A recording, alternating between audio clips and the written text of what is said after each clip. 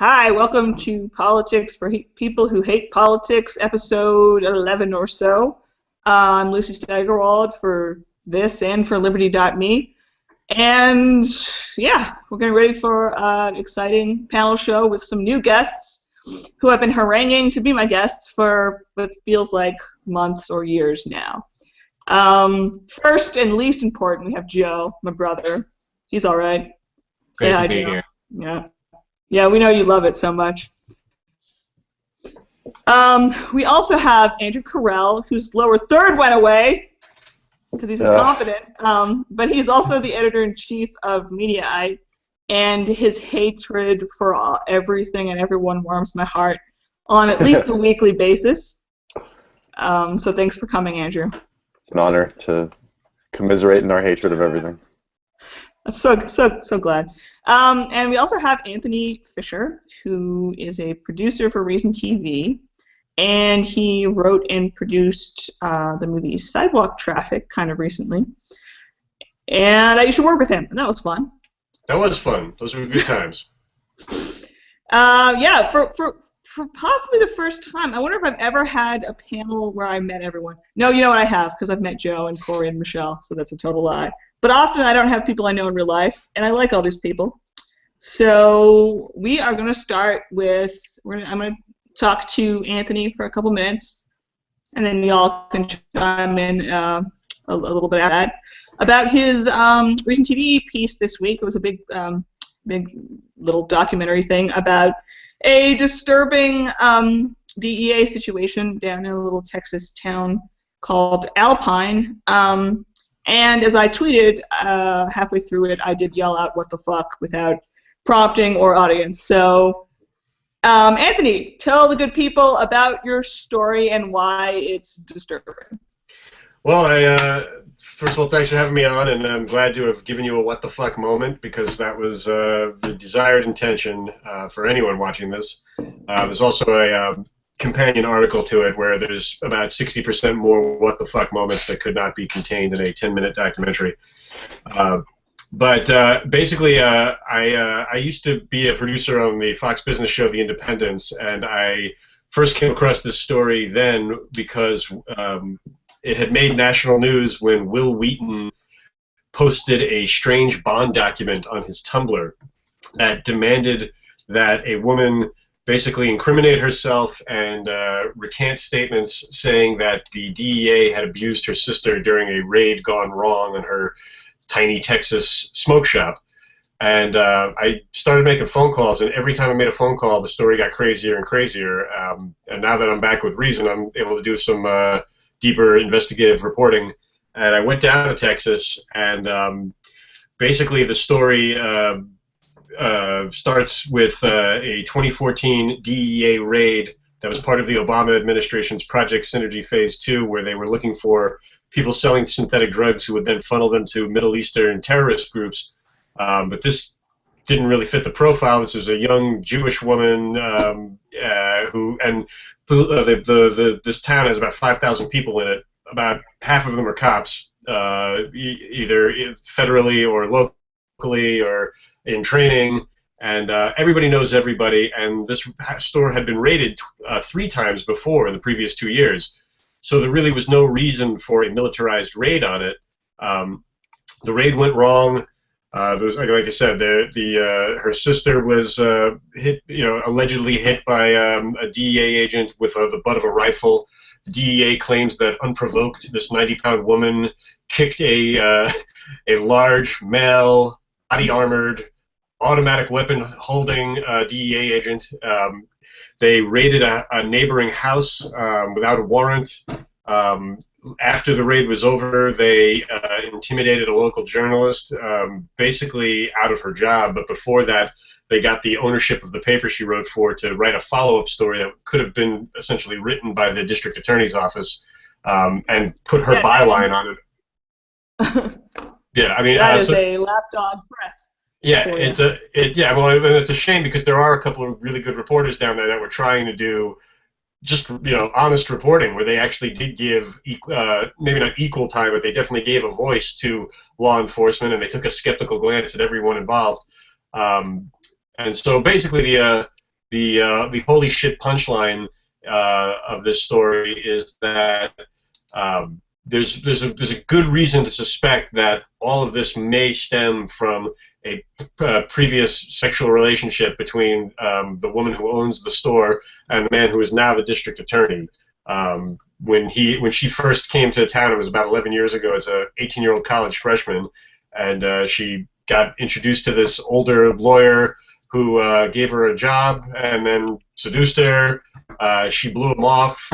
He kind of acted questionably after that for a while, and then 10 years later he's the district attorney, and suddenly she's indicted, and suddenly the DEA is kicking in her door, and it's you can't say that it's a direct causation, but it definitely is enough to bring up a motive, and you could definitely say that it's hard to say what is worse, the crime or the cover-up, but there was a tremendous panicking cover-up by law enforcement, especially this district attorney.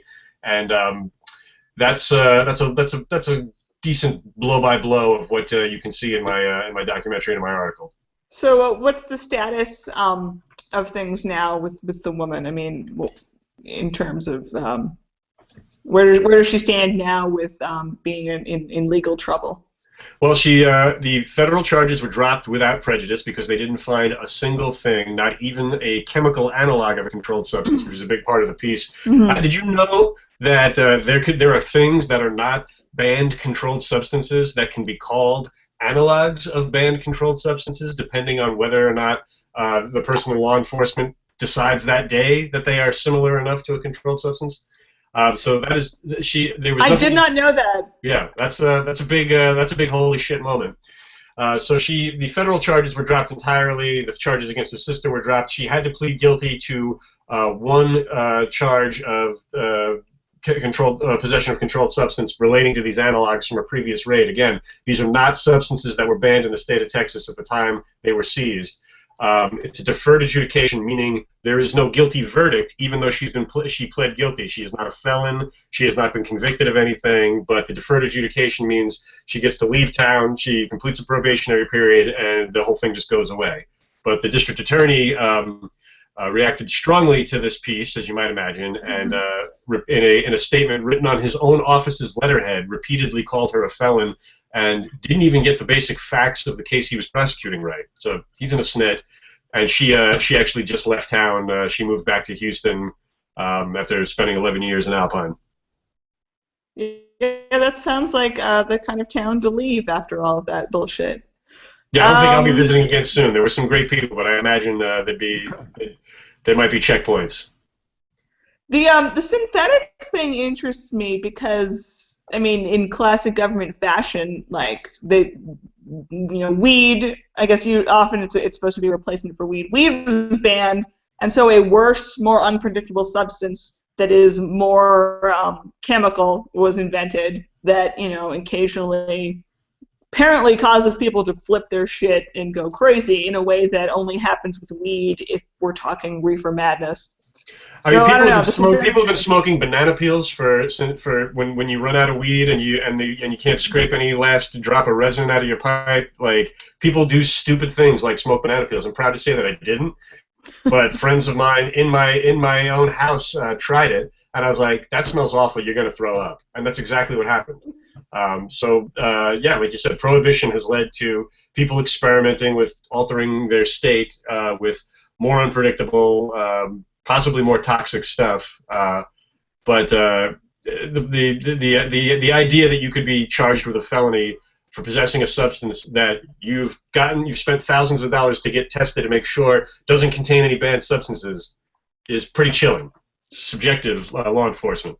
Yeah, and I mean, I think a lot of my, I know Carell and Joe can start chiming in. Y'all didn't need to be so quiet. The thing about your story that freaked me out was this kind of not just the raid, because God knows I'm trying to be what I am about raids and stuff, but it was the impeding on the speech and the basically pressuring all these criticisms to go away, like the guy who took the photos. That's not, your photos don't show what you took photos of. I mean, there's just Yeah, the district attorney told the guy to take the photos off of Facebook because they were misleading photographs of the aftermath of the raid. That the photographs were misleading. And that's the thing. Like, to me, like, I try not to be an obnoxious, elitist, urbane, East Coast, jerk, but I couldn't imagine in this day and age, in the internet age, that even in a small town, that the intimacy of everybody knowing your business and the power of just a handful of people in charge to intimidate everybody, including the press, I didn't believe was possible, but it's very possible. And like I said, it doesn't reflect on everybody in that town. It's actually a really beautiful town in the foothills of the Davis Mountains. But yeah, scary stuff. Scary stuff. well, it was a good piece. You should be depressed and proud of the work you did. I try to be a little of both every day. Now, I have a question. Yeah. Good. Okay. About time. It says that if she violates any terms of probation, she can get 5 to life. I mean, could that just be like anything? Like what all does her probation entail? I mean, she's not allowed to drink alcohol. She's not allowed to. What does that have to do with anything? She's not allowed to own weapons, which is a big deal in Texas. Especially, I mean, primarily because she is a rancher and owns horses and chickens and stuff like that, and there are predators out there which people shoot off, off of their property. Yeah, I mean, there's a lot of petty bullshit that she has to follow. Certainly she can't, get into any major, she might be able to get a traffic ticket, but certainly, not a DUI or anything like that. So yeah, so it's basically her whole life is, ruined. She can't. I mean, it would be hard to be a rancher, I would assume, with no access to firearms and, So basically, the cops just come in, she's ruin not her a life. felon, but she can't have a gun for some reason. Yeah. Which, that still doesn't make any sense to me. Strangely if personal. She's not a felon. Yeah. Well, I guess it's not strangely personal because But I like the analog. I don't like the analog thing. I think that's fascinating. It's almost like it's like the obscenity laws kind of thing. It's like somebody saying, "I know it when I see it, and I know an illegal substance when I see it." And that's sort of a. I mean, this is a local thing, right? Or this is a local DEA, the analog thing, or is that like the federal law allows that? No, I mean it's the analog law. It was passed in 1986, and that's my point here. Is that I'm saying that I do believe that this law could be abused by somebody with a vendetta, and I believe it has been in this case. I believe it could be. Yeah, theoretically. It's a federal law, but it can be applied locally. That's the magic of the DEA for you. Can't wait for that to be applied federally. That'll be. Well, yeah, the synthetic crackdown. I mean, I just if you don't, none of this makes sense. I mean, well, here's the thing. Here's like I this might not have gotten through, but I really want to drive home the point that the Obama administration's DEA were witless chumps and pawns in one small town district attorney's personal vendetta. The DEA was in charge of this raid as part of the Day of Raids, but I surmise that the primary reason that they raided this store is, I mean, first of all, the DEA you get a federal warrant anytime they want. They came in with a Brewster County warrant that was ordered by the district attorney, which is, from what I understand, a very rare thing. And again, if you've got a day of raids, if you're raiding 200 places around the country, why can't you get your own warrant? Why can't you, So right. The district attorney was so desperate to find more samples to test to prove that she was guilty that he had even, like I even mentioned in the piece, he had been turned down by his own county court board of commissioners for thousands of more dollars in lab tests, and so he was like, what can I do? Oh, the DEA is doing this raid. Hey, I know a place you could hit locally, and the DEA was all too happy to go along with it. Yeah, calling them chumps and patsies certainly lets them off a little too easy, because I'm sure they were champing at the bit for more fun. But that is an interesting chain of events and like chain of law enforcement that it was. Yeah, everyone go look at the story. Yes, be I sure got to Google sex, spice, and small town Texas justice. We need eyeballs on that, please. We're gonna let you. Okay, we're gonna put the link up, and the end of the podcast is all about promoting yourself. But we're gonna move on. I'm gonna try to be decisive, as Joe always tells me to be, and I like to do what Joe says. Wait a minute. We can talk about Rand Paul next, or we can talk about how the kids today love the socialism. Decisive. Quick one. Yeah, exactly. So let's Also, get my lower third working. No, I'm kidding. Yeah, I don't know where it went. You had it and it was gone. Whatever. All right, so Reason Group, keeping our reason-y theme right now. They did a big poll, and I didn't get a chance to look in depth, but I did note that 43% of millennials, or rather 18 to 29-year-olds, so sort of at the older end of millennials, had a positive impression of socialism. And what was it? Emily Eatkins. I wrote down a quote. The closer you get in, my handwriting is horrible. The older you get, the more you hate socialism, basically. So younger people who are adult and I suppose ostensibly politically aware, they don't have the bad impression of socialism that we might wish. There was also something about how they had a more positive impression of socialism than of a, God almighty, I should write these things down. And basically, like, not a planned economy, but a similar but more banal-sounding thing, because obviously we have a mixed economy in the United States. So, like, the socialism, the kids, and the socialism. It reminds me. Oh, go ahead. No, that's how I ask questions. that's your cue. Oh, Yeah. That's your. Clear. That when I read the poll, it reminded me of in college there was a friend of mine who is I don't know what major he was. It was something where you'd expect him to be a little smarter. It wasn't communications. Sorry to anybody who's communications, but right here. I'm right here, Andrew. Well, that's why you're you. No. And he said to me something along the lines of, this is a really offhanded comment he made, but he said something along the lines of, I share my weed with everybody. I'm a socialist.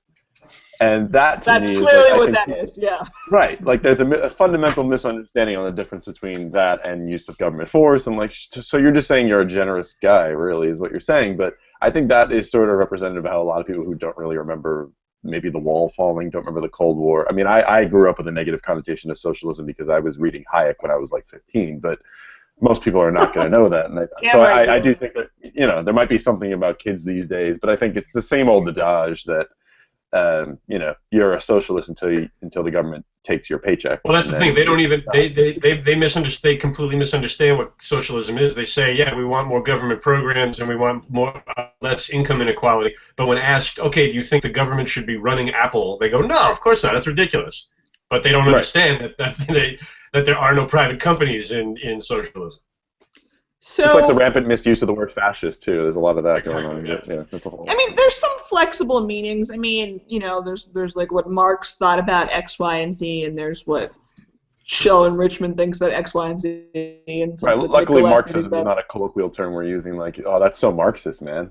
Oh, bro, it's so Marxist. I'm sure with everybody. I'm a Marxist. I find the socialism and generosity to be deeply now, I don't remember the fall of the Berlin Wall either. I wish I did. I was 2 at the time, and like I watched footage of it. I'm just like, I can't be cynical about that at all. And like, I'm actually old enough to remember Tiananmen Square and the Berlin Wall, and I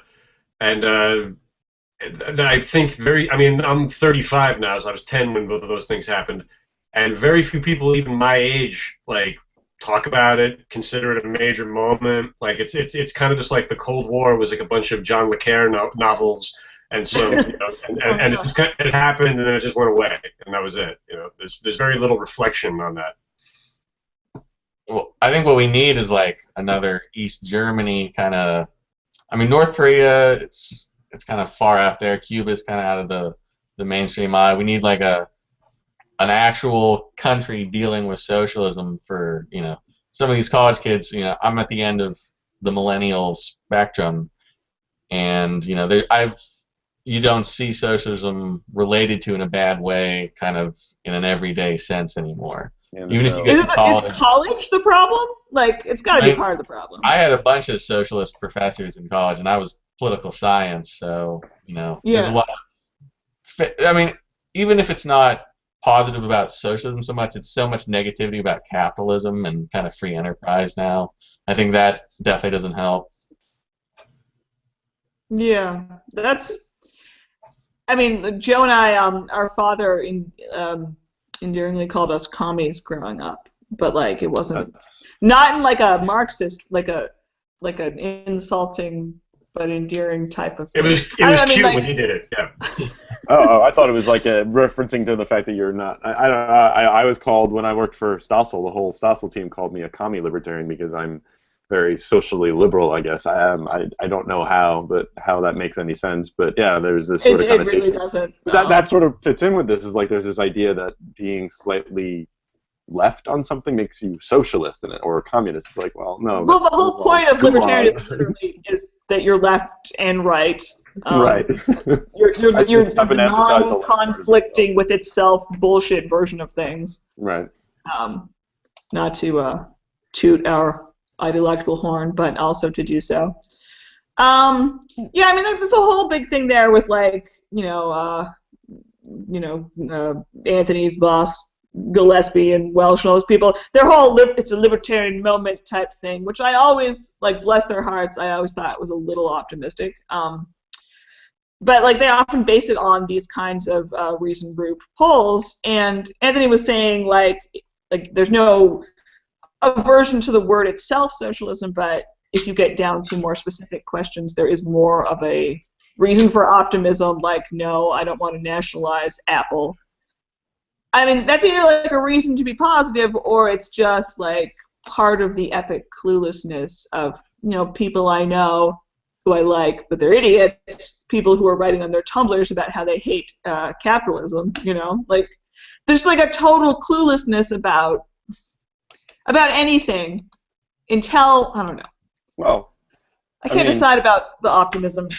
There's some nuance in there in the sense that like maybe hating the concept of capitalism, and because they may conflate it with crony capitalism, that's maybe not such a terrible thing. Like that's why there's some overlap between.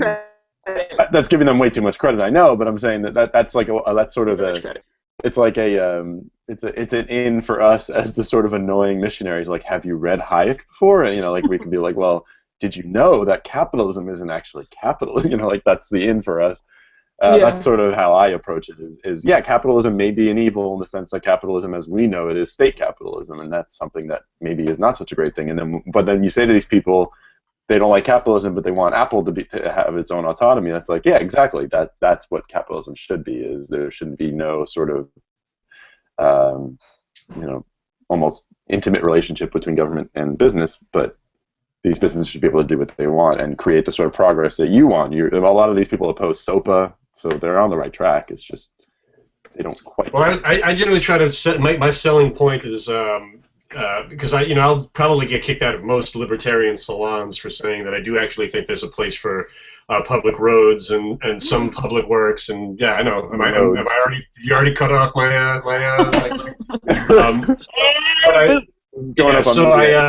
I generally sell capitalism, or at least free market economics, to self-avowed socialists or communists, by saying, yeah, your government cheese is a very nice, you can feel good about yourself that you give government cheese.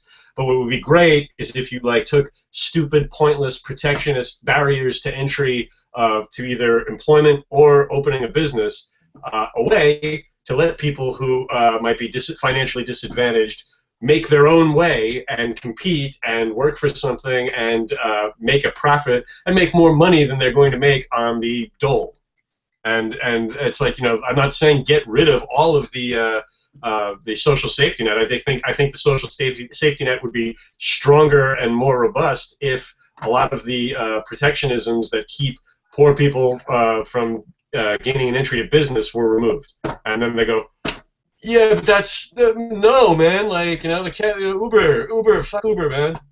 Yeah, the new Uber hatred is fascinating. I was waiting for them to all be touting like the Ebola guy took an Uber. Ergo, like it's all Uber's fault. Yeah, and that, speaking of the, just real quick, since we're so topical, I don't the new thing now. This in the 24 hours since Dr. Spencer tested positive for Ebola, they're now tracing his path in the day that he first got a fever. As if like, what the hell is that going to do? Like, unless you know everybody who took that path too, like everybody that was on the High Line, everybody that was on the L train, everybody that took that Uber, like. It's I guess it's just we're down to like infection porn phase. A bit, yeah. Don't lick anything on your travels though. I'm a little worried about you New Yorkers. Just don't lick anything. Yeah, that was fantastic. That thing that I think that was on Mediaite, right, Andrew? The guy in New York One saying, if you find feces, don't eat it. He's like, it's the simplest advice I can give is if you find strange mucus or poop on the street, just don't eat it. It's like, well, yeah. That's a good New York City thing in general. I mean, that's solid. That's fine in theory, but. I mean, some people like to toss salad, and you don't know what the possibilities are there. But. No, dude, this is a family show. It's not done. Don't worry. Nobody knows what that means. Well, yeah. Anyway, do you want to talk about Rand Paul? How about Rand Paul? Yeah, I mean, the kids today. Oh, I was going to say one more thing, even though I could have let you steal the segue there. But for a comedic. Andrew, whatever the hell your name is, Andrew Carell, that's the one. Your mention of cronyism and stuff. I've noticed that I've met a lot of left libertarians lately, and like you're not one. They're more left. They feel like they're part of the left. And, yeah, no, I don't identify as that. Yeah, I don't either, even though I've been accused of such. But I'm even a Matt Ridley libertarian. Even they admit that, like, okay, if what we have is state capitalism, we've been freer, we have, the laptops in which we are now using to converse. State capitalism is clearly better than state socialism or communism or fascism, obviously. So, like, if the world was as, like, nice as Republicans think it is, and if the market was purely free and magical, it would be a lot easier to convince people of this. We have to be all like, well, the market's not free exactly, but it's kind of free, and that's kind of why you have this sweet phone that you like and stuff. The problem, though, that I have a problem with a lot of people in our sort of small world libertarian camp is like this sort of fetishization of, well, just free the markets. And I agree that's the prescription for most things. It's just what we don't really convey when we say that is that there will still be problems. Like, people will still suffer. It's just more optimal. But I think that is sort of the thing that frustrates me a lot about Republicans when they talk economics is they talk a lot about freeing the markets and free enterprise and this worship of business, and they do it in this way. They also imply that we have a free market already, like entirely. But they also imply that it's magic and it'll just fix everything. But it's not. That's not what we think. We think it is a better alternative, and it is more just. People who suffer. If there are people who are not as successful, that's more just outcome.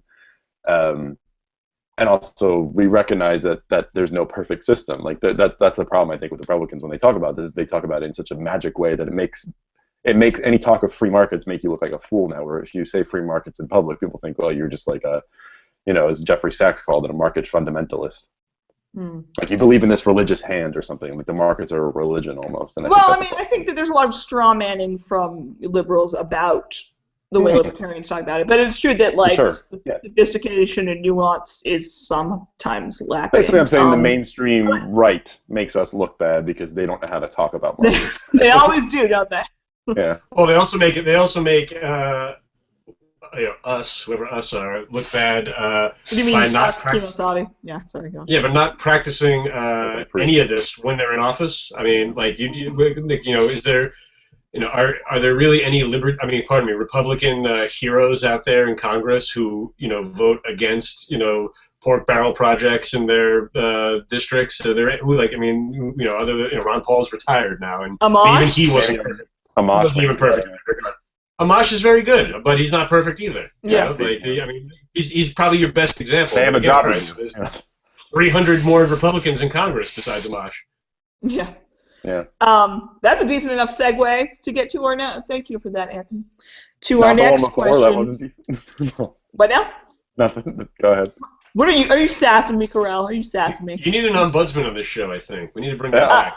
Yeah. I'm trying to get Joe to do that, but he's too lazy. Yeah. Or my other friends that seem to have wandered off, never to return to this podcast.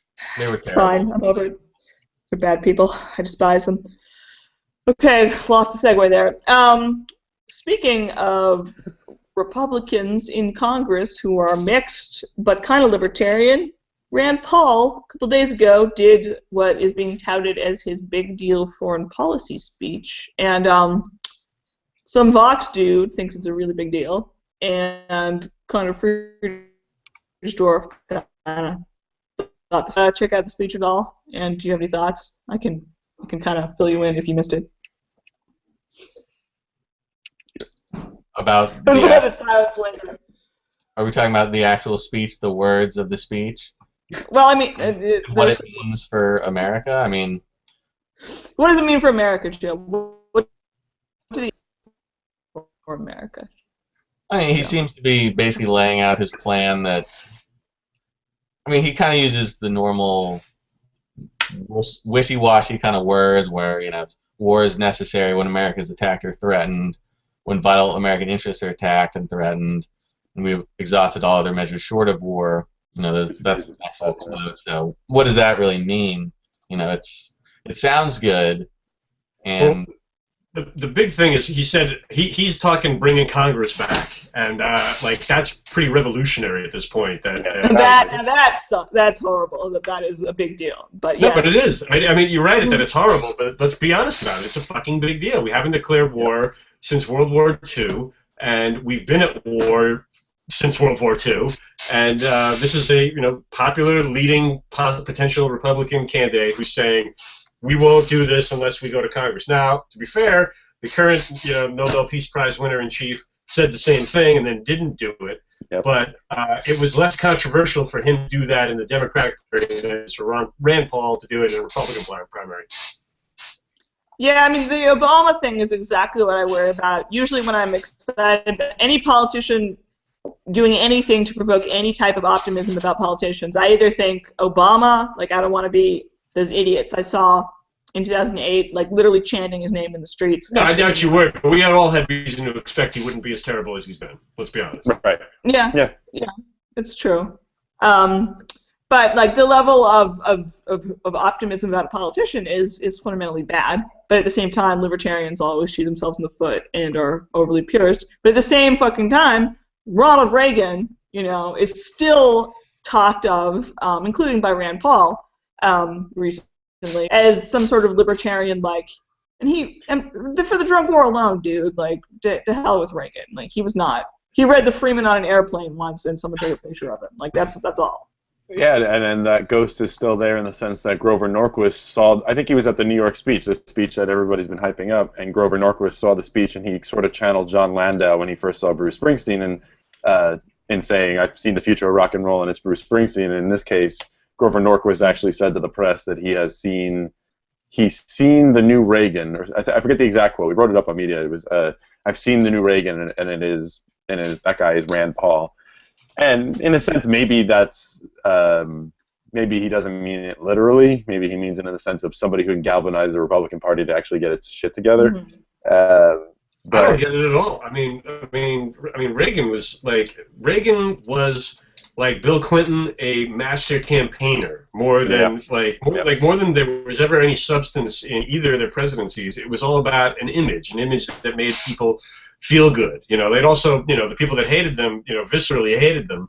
Incredibly. But, Reagan was inscrutable even to his family and his closest friends, and Rand Paul is prone to clumsy mistakes, short temper, and it remains to be seen what a national candidate he'll be. I mean, he can't run to us and win the presidency or even the Republican nomination. He needs to, find his inner warmth or something that connects generally with people. I don't know that he can do it. I think it's going to be some schmuck like Huckabee who walks in with a sweater. Oh, that. No, but I think when it comes down to it, That's what the GOP How can wants. be such a That huggable is what they've fascist? proven to be Like, wanting. Rand Paul has the potential to make some waves, and I hope he runs, and I hope it's a bloody knockdown, fucking scorched earth battle. But I just don't see it. I don't see him going the distance without seriously fucking himself up. And let's not make light of the Confederate groupies that he have been in his employ. Like this kind of shit will matter on a national stage. There's that, and then there's also the fact that it's, I've been saying this a lot, it's like, even if I wanted to be a Rand Paul optimist, I'm sure Justin Raimondo would kill me for saying I'm a Rand Paul pessimist, but... there's always a reason for Justin to be about things fine. I'm pessimistic in the sense that and not even just because I disagree with Rand on some things, and I think his message is a little, in terms of like, 8th grade me talking about punk rock, I'd be like, he sold out. But, but Rand Paul, for me, I think what's going to happen if he were to ever get the nomination of the Republican Party is really obvious to me, is the right will eat him alive, and the left, not even if he gets the nomination, before he ever gets the nomination, the right will eat him alive during the debates, because there is a mood on the right, I think, for interventionism. Although it seems like there isn't, like there's been this sort of wave because Obama's president, there really is this creeping sort of, I wouldn't call it neoconservatism. It's just this general idea we got to go get them, and also because there's people like Bill Kristol who are scaremongering about him being the end of Western civilization in some sense. And Bill Kristol's the fucking end of Western civilization, is what's. Yeah. But then as soon as the left detects that he may have a chance at this, they're gonna eat him alive too. I mean, they love him right now, and there's a lot of like, so lack of a better word, there's synergy right now. I mean, there's Eric Holder praising Rand Paul. There's he's citing the new Jim Crow, that awesome book about how the drug war is basically the new Jim Crow. He's citing that book during his speeches, and he's speaking at Howard University, and he's going to Ferguson and doing meet and greets with local leaders, which nobody else has done. I don't think even the president came and did that. Nobody else from no possible Democratic contender has done that. No possible Republican contender has done that. So he's doing all this outreach, but it's going to backfire, I think, because once the left detects that he is a possibility to defeat whoever their nominee is, whether it's Clinton, Cuomo, Warren, whoever, or that he's somebody that will go up against him, the machine will churn and they will turn on him, and then you'll see a rehashing of the Rachel Maddow interview, and you'll see questions about how he's reacting to this Ebola stuff. I mean, that's not major enough, but there's a general sort of tone, as Anthony was hinting at with Rand, where he has this tendency to just speak off the cuff in the same way that his father does, that is sometimes counterproductive. So practically, John McCain has already hinted that he would prefer President Hillary Clinton to President Rand Paul. I remember this, yes. And Joan Walsh, I even got into it with her on Twitter because she was snarking about Rand Paul's the statement that he made. He was in Central America when Ferguson was blowing up, and he was like the first national figure to make a really forceful statement about police militarization. And Joan Walsh was snarking about it on Twitter, and I was like, hey, can you time out? How about like a moment, where a popular, nationally known Republican senator is making a statement against police militarization in the post 9/11 world? How about like just one moment where you can say that that's a good thing?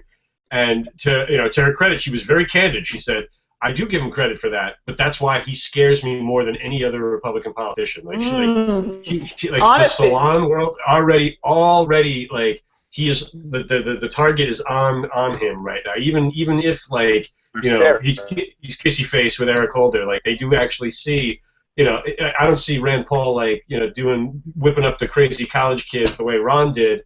But they, at the same time, Ron was never credible about it. It's not the enthusiasm isn't there, but there's an element of that. If he comes out for decriminalizing or legalizing weed, I think he'll secure the college vote, but a little bit better. The first national politician to do that would be huge. But and I forget that he hasn't actually done that, but he kind of did. He hinted that he's in favor of decriminalizing, but it's.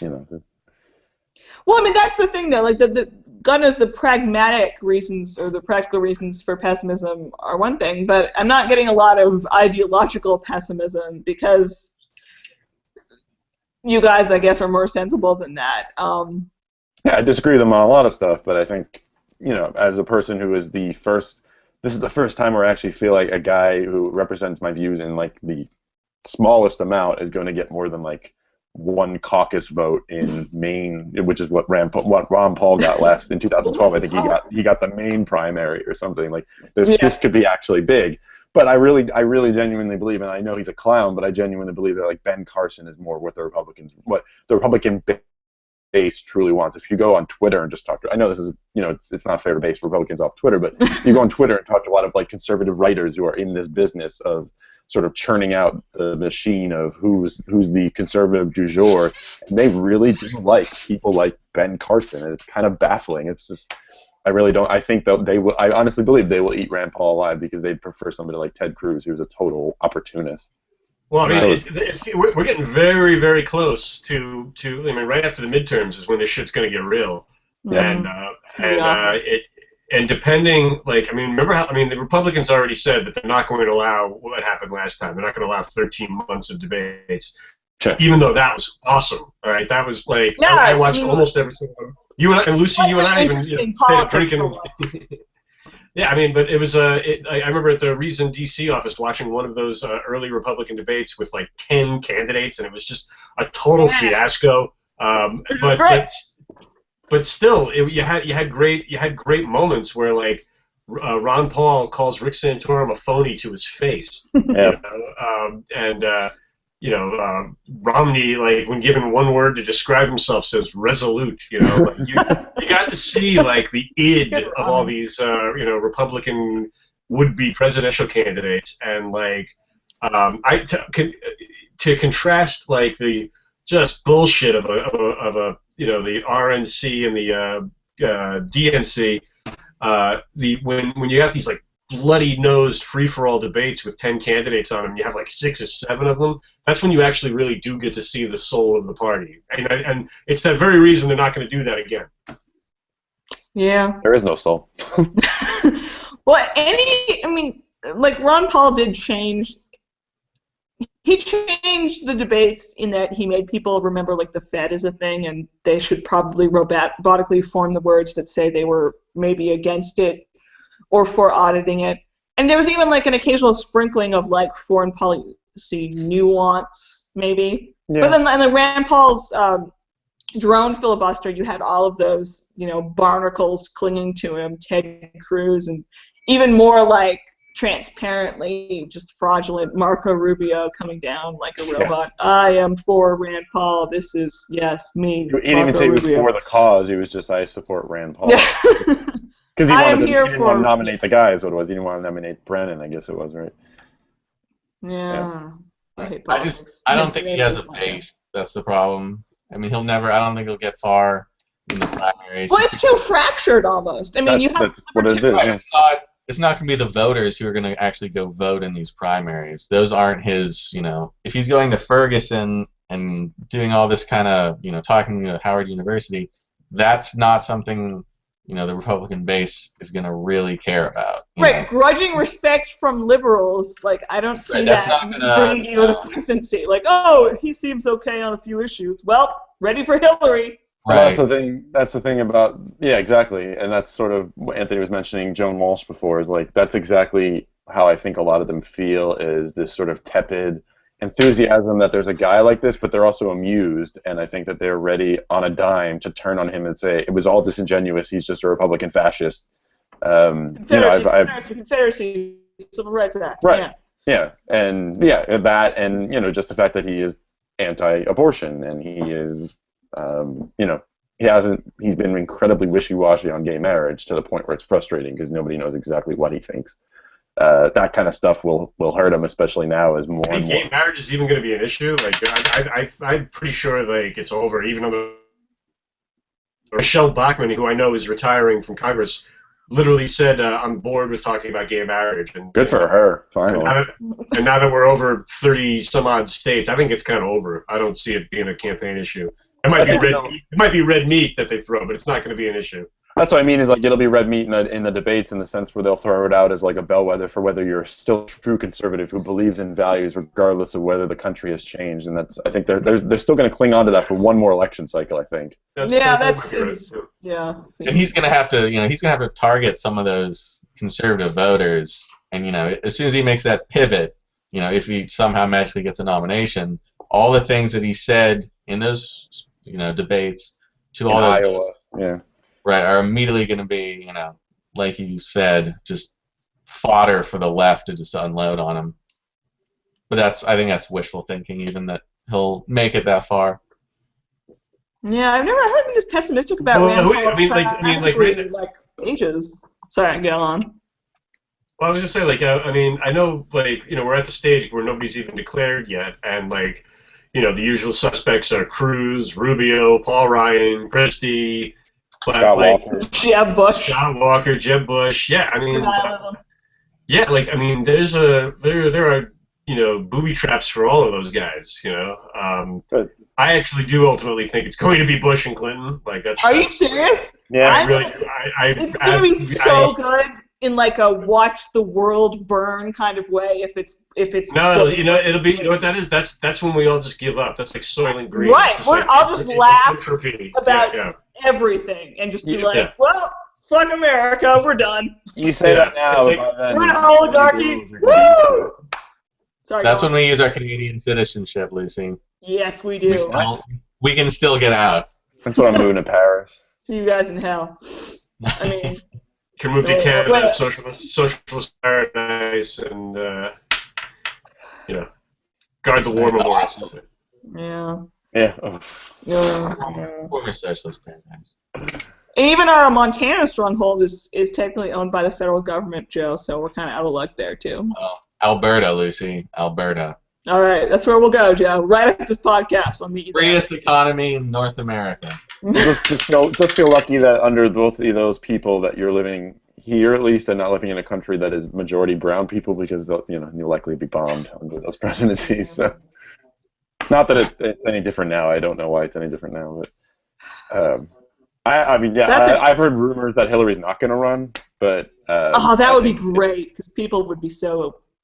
Oh wait, we need to. I just do not. To me, Hillary, her entire life has led up to this. Basically. Yeah, this is it. And she did, and I don't even think she believed she was going to get a second shot. I really don't. I think that that one term as Secretary of State was something that she wasn't expecting, and somebody tipped her off that no, this is your way back in, and you don't have to do. Nobody does it for 2 terms, or unless you're Henry Kissinger. So you got a way out. You got a way to piss on the tent from the outside and say, hey, see, you should have voted for me in 2008 the whole time. I mean, as long as the rumors that Karl Rove seems hell bent on spreading about her aren't true, and her health is good enough to run. There's no fucking way she's not running. All right, she's You put it with Bill Clinton for 40 years for this. Hashtag Benghazi. And the sexism is going to come in, and then the horrible well, it's a lady's turn to victim be an authoritarian scumbag hawk. The best part will be when Saturday Night Live won't be able to find an impressionist to do a Hillary impression, and when they do, it won't work, and they'll say, well, it's just because there's nothing funny about Hillary. There's nothing to make fun of. Well, but Amy Poehler was good at doing her, but Amy Poehler's not on the cast anymore, so it doesn't matter. It's another tragedy. Amy Poehler's awesome. Well, politics are horrible. I didn't find this a nice non-political topic, so we're just going to do a nice other thing we do, which is where we talk a little bit about the exciting non-political thing we've enjoyed in the past week or so. Joe, share with the class, would you? Hockey's back, so that's about all I care about for the next 5 months or so. So just hockey for the next 5 months. This is Pittsburgh, Andrew, all right? Sorry. Sure. Care about sports, and that's all. Literally hockey. Literally hockey. Okay, Anthony, in your damn creaking chair. Hold still, man. What have you enjoyed the past week or so that is not related to politics? Jesus, can you come back to me? Jesus it is. I'm putting you down for Jesus. Yeah, I'm going to watch a movie later, which might be the first movie I've watched in weeks. World Series. But you haven't enjoyed that yet, though. Yeah, World Series is awesome. Don't know the sports thing. That's about it. I really don't have anything non-political that has happened that's been interesting in the past week. But if anything comes to me, I'll definitely chime in. Okay, Carell. You should give yours, Lucy, and then we'll give ours. Oh well.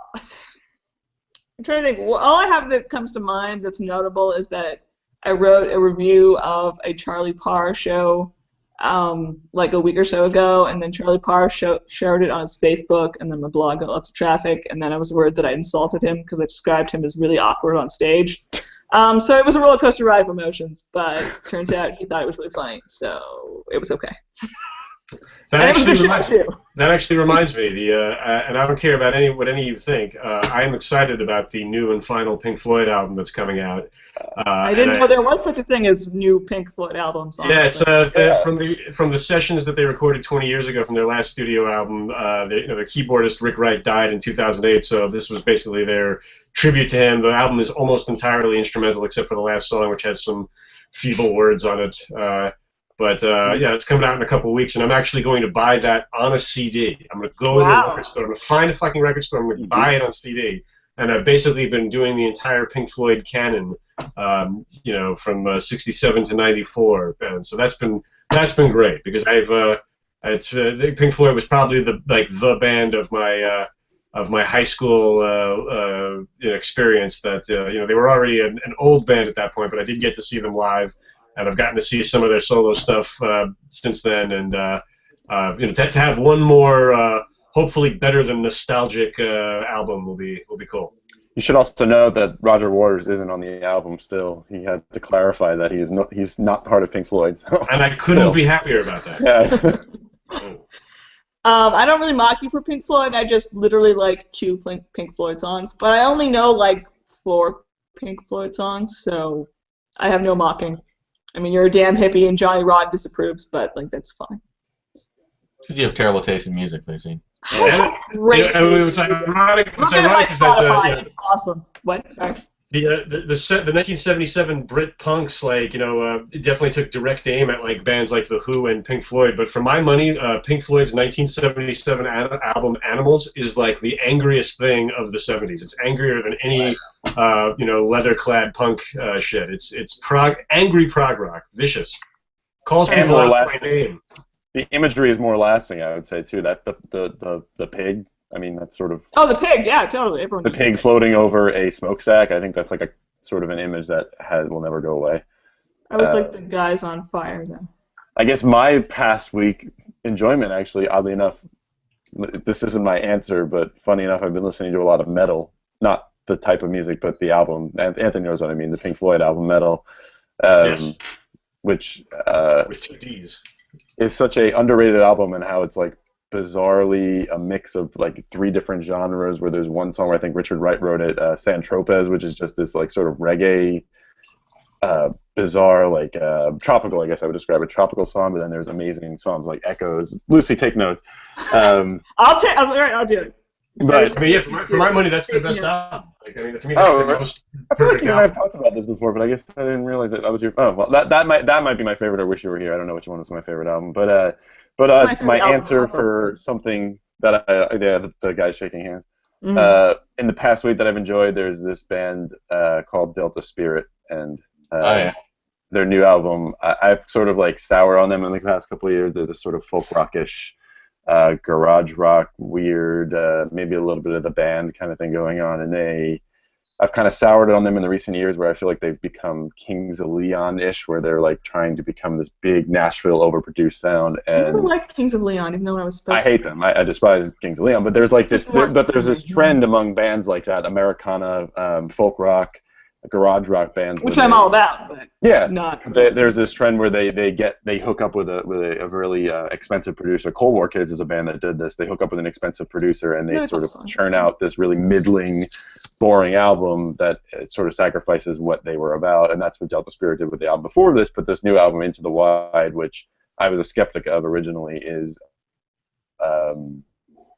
it's big, it's grand, it has this sort of not early Springsteen, maybe Born in the USA sort of organ churning overtures and lots of layers of instrumentation, but it's a beautiful record. It's clearly a married man writing the songs, because he's married now, so he's no longer bitching about what he used to bitch about when he was a busker in San Diego. A lot of the songs are about nature and being out in the wild, but it's a beautiful record, and I recommend checking it out. Someday, we're gonna need to have a wanky music nerd talk podcast because you guys are so full of knowledge of I like things that I. more than talking about Bill Crystal. We didn't talk about Bill Crystal. Carell, what's the name of the podcast? Politics for people who hate politics. Yeah. I mean, that's the essence of it all. It's exciting that even though I like talking to you guys because I never see you because you live in that stupid New York City place, we should probably wrap up. We've kept it to like about an hour, so if we wrap up under an hour for maybe the first time in like 4 months, yeah, definitely. But let's let you guys promote yourselves for the people. Joe, do you have any promotional things to tell? Well, my band has an album coming out tomorrow, which is fun, and we got to be on the marquee at the Rex Theater with John Hodgman. So wow, about that. It's probably the best thing that's ever happened to me. Yay! I'm gonna go to the show tomorrow, and I'm telling the parents to go. So you'll be there taking photos, and it'll be great. I've literally never heard my brother's band play, which is super terrible of me. You've been around for 3 years. No, I know, it's terrible. I just followed you on Twitter, though. Thank you. Well, that means a lot. What? By the way, what's your band called, Joe? I don't like to say it out loud. I hate the name. It's called Active Pardon. Everybody hates their band name. What's it called? I know. Active Pardon. They chose it before I got there. It's called Active Pardon. Everyone look it up. That is terrible, but you do have to promote it, otherwise nobody's going to know that you're playing. And nothing is as terrible as Benjamin's, and Benjamin has gotten pretty good at music, Joe. But remember his hippie ass name. That's just the worst thing. There's so many bad band names in the world, you know. Like the Beatles. Let's remember that the worst band name is the Dave Matthews Band. That's not true at all, but it's still funny. Terrible name. Yeah. Everybody hates their band name. Mogwai famously named themselves after the gremlin or whatever in the movie, and then they're like, we just don't have time to change it. Who cares? Whatever. We've gone too far. I heard that Fall Out Boy hates their name, and I couldn't be happier to hear that. But The Simpsons. I mean, Schadenfreude, right? Yeah, I know it's for The Simpsons, but I like that they hate themselves for doing that. Dude, we can do a whole podcast with Joe defends Fall Out Boy. Now we need bands that name themselves after books, like bands called like East of Eden and Of Mice and Men. They need to like admit how terrible their ideas were. But there's a lot. Yeah. I actually knew a bunch of commies in my high school who called themselves Atlas Shrugged. Wow. All right, that's a little funny actually. I kind of like that. They wore Che Guevara shirts and played in a band called Atlas Shrugged. All right, this isn't the band section. A man named section. Oh my god. All right, Carell, what are you promote yourself, son? Go read Mediaite, and I'm speaking at the Students for Liberty New York Regional Conference in November. Nice. I'm speaking of the Pittsburgh one, maybe, hopefully. I'm not listed yet, so I actually don't believe it's happening. And that's November 15th, right? November 15th, yeah. Are you coming? Go to that, people. What? You're not coming. Never mind. Oh, no, I'm going to the Pittsburgh one on the same day. Oh, they're all, I didn't realize that. A lot of them are on the same days, yeah. So Liberty's good. Anthony, what about you? Yeah, you can see the story we were talking about before, Sex, Spice, and Small Town Texas Justice on YouTube or Reason.com. Check out the trailer for my feature film Sidewalk Traffic at sidewalktrafficmovie.com. It's coming to a regional festival near you, hopefully. Stay tuned. But our pretty website and our pretty trailer is up there. And you can see me on Fox News' Red Eye on Monday, November 3rd. I think it's the 3rd. So you're so legitimate, Anthony. We're not even doing that. What did I do? What did I do wrong? I said, you're so legitimate. What are you even doing here? Let's be on Red Eye. It's because I support roads. Yeah. It is why. Yeah. Damn you to hell. Like Gutfeld likes them. Gutfeld loves roads. Bastard. All right, we got to wrap this shit up. Carell and Anthony and Joe, thank you all for joining me. Audience from the future, thanks for watching. Go look at liberty.me and join it if you have money, because it's pretty cool. All right, see you next time. Bye.